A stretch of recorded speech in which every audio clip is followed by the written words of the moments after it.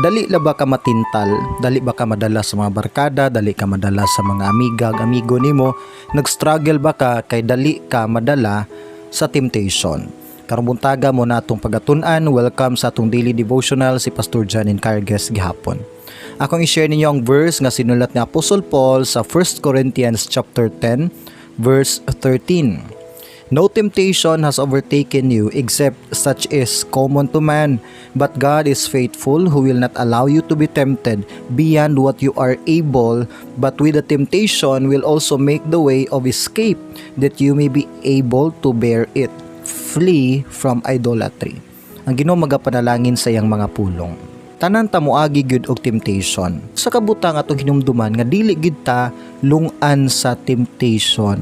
Matag karon og unya sa imong trabahoan, sa imong bangkang eskwelahan, naagyoy active nga puwersa ang kalaban nato para tintalon ta. Ang intensyon sa atong kaaway para gubaon ang atong testimony, maguba imong focus sa pag-serve sa Ginoo, gubaon imong kinabuhi, gubaon pud ang imong pamilya, no. So dili niya gusto may mo kang successful, di niya gusto ngay mo kinabuhi magamit sa buluhaton sa Ginoo. So nangitag pamaagi atong kaaway para disturbuon ta, malayo ta sa kabubuton ug plano gyud sa Ginoo sa atong kinabuhi.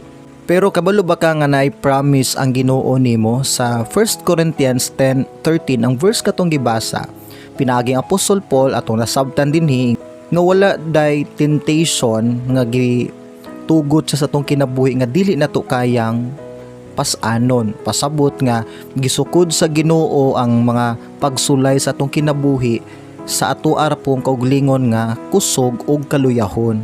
Ingon din ni Paul nga walay pagsulay nga ihatag ang Ginoo nato nga dili nimo kaya i-conquer, dili nimo kaya i-rebuke, dili nimo kaya suklan. Usahay lang daghan lang mga tao, mga Kristohanon nga madala sa temptation tungod kay wala man nila sukli good. Pero kung imo ning suklan ang temptation, kaya nimo ni i-conquer tungod kay naay gahom sa Ginoo nga nagalihok pod diha kanimo.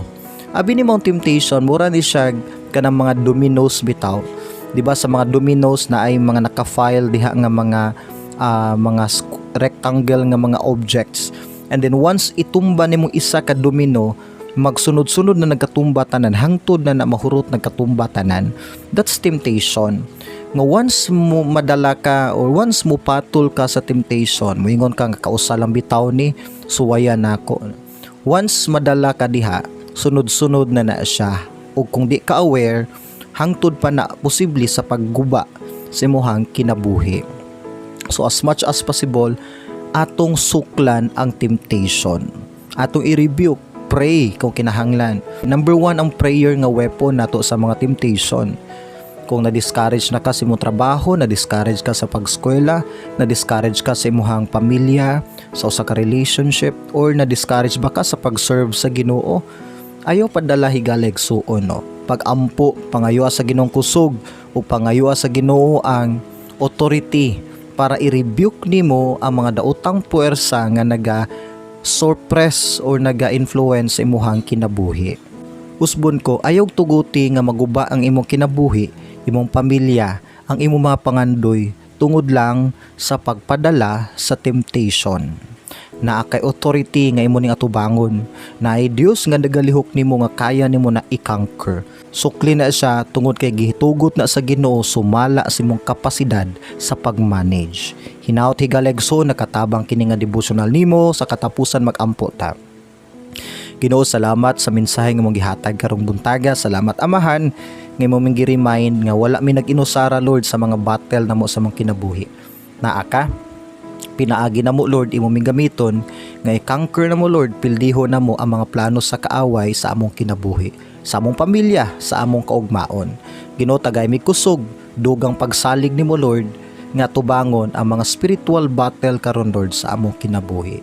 Pasaylo ami Amahan sa among mga sala ug sa pangalan ni Jesus. Amen ug amen.